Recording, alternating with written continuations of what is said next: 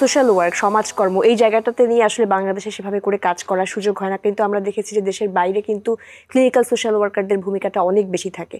তো এখানে আরও কি কি ভূমিকা পালন করা যেতে পারে, এবং সেই সাথে রিহ্যাবিলিটেশন বা পুনর্বাসনের বিষয়টুকুও কিন্তু আমাদের এখানে অনেকটুকুই উপেক্ষিত। হ্যাঁ, পুনর্বাসন তো একেবারে নাই। পুনর্বাসন আমরা বুঝিই না, কেউ দায়িত্বও নিচ্ছে না। তারপরে ফ্যামিলির দায়িত্ব নিচ্ছে না। ফ্যামিলিকেও ট্রেনিং দিতে হবে, বুঝতে হবে। ফ্যামিলিও কিন্তু মানসিক সমস্যাগুলো বোঝে না, পুনর্বাসন বোঝে না। একবার অ্যাডিক্ট হয়ে গেছে, তাকে আবার চিকিৎসা করে ভালো করে নিয়ে আসা হলো, সে আবার চলে গেল।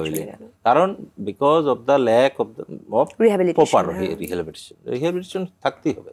এবং সেইখানে আমাদের কর্ম পরিবেশ, যেটাকে আমরা বলি, যে কোনো অর্গানাইজেশনে আপনি কাজ করেন, সেখানের ওয়ার্ক এনভায়রনমেন্টটা ওইরকম হতে হবে, মানবিক হতে হবে, হেল্পফুল হতে হবে, এবং অ্যাকসেপ্টেন্স থাকতে হবে। হ্যাঁ, অ্যাকসেপ্টেন্স থাকতে হবে। ওই কর্মচারী যেন না ভাবে যে আমি বোধহয় এখানে চাকরি করি। No, you are working for the sake of the institution. ভালোর জন্য আপনি কাজ করছেন। আপনি যত ছোটই হন, আপনার ছোট চাকরি, এই জায়গাগুলোতে প্রচুর কাজ করার জায়গা আছে আমাদের। এবং একসময় আমরা খুব দরিদ্র ছিলাম, আল্লাহর রহমতে আমরা অত দরিদ্র এখন নেই। তাই এখন কিন্তু আমাদের সাইকোলজি নিয়ে কাজ করার সুযোগ এসছে। তার ওই স্কুলে কাজ করতে হবে, স্কুলে ম্যাল অ্যাডজাস্টমেন্ট না হয়, সেই জায়গায় স্কুল সাইকোলজিস্ট লাগবে। এবং তাদের একটা ন্যাশনাল প্ল্যাটফর্ম থাকতে হবে। আপনি জানেন বোধহয় এখন যে রোহিঙ্গা যে ক্যাম্পগুলো আছে, ওখানে আমারই স্টুডেন্ট আছে প্রায় 60-70 জন। ওরা কাজ করে ওখানে, মেন্টাল হেলথ নিয়ে কাজ করছে। সব বেশিরভাগ ইউনাইটেড নেশনের জব, স্যালারিও ভালো। তা ওরা কাজ করছে। আমরা কক্সবাজার গেলে ওরা আসে, ওদের সাথে। এদেরকে নিয়ে আমাদের মনে হয় ফিডব্যাক দরকার আছে, এটাকে আরও রিভিউ করার দরকার আছে।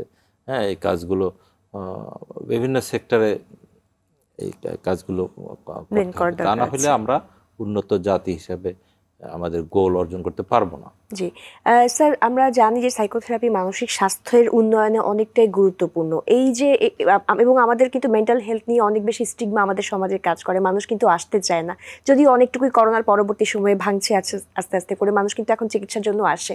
কিন্তু একদম প্রান্তিক জনগোষ্ঠীর কাছে বা কমিউনিটি লেভেলে যদি আমরা সচেতনতা পৌঁছে দিতে চাই, সেক্ষেত্রে আমাদের রাষ্ট্রীয়, সামাজিক এবং সব জায়গা থেকে লিডারদেরকেও আসলে আর কিভাবে ইনভলভ করা যায়, কি উদ্যোগ গ্রহণ করা যেতে পারে? বলেছেন সেটা হলো কমিউনিটি।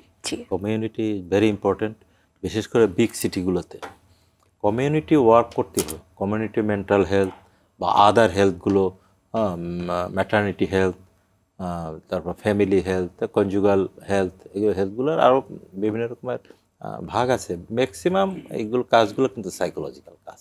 এবং সেখানে কমিউনিটি বেসড যদি আমরা ইন্টারভেনশন দিতে পারি, আমার মনে হয় আমরা ভালো ফল পেতে পারি।